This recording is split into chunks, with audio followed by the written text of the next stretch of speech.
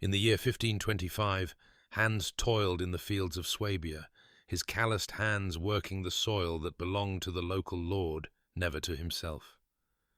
The burden of excessive taxes, forced labour, and the denial of their ancient rights drove Hans and his fellow peasants to gather in secret, whispering of change and justice. The 12 Articles became their manifesto, demanding the right to choose their own pastors, the abolition of serfdom, and access to the forests and rivers that had once been commons.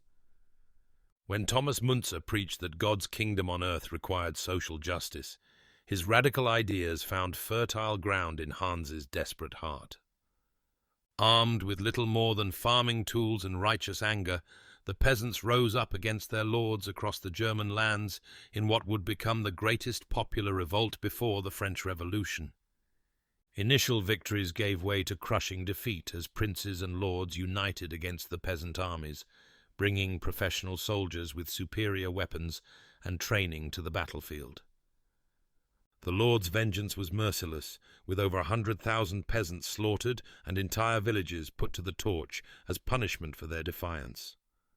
Hans languished in the lord's dungeon, his dreams of freedom shattered, while Martin Luther, whom many peasants had hoped would support their cause, condemned their revolt as the devil's work. As he faced the hangman's noose, Hans knew the peasants' defeat would cement the power of the princes for centuries to come. Yet the dream of liberty and justice that had ignited their rebellion would never truly die.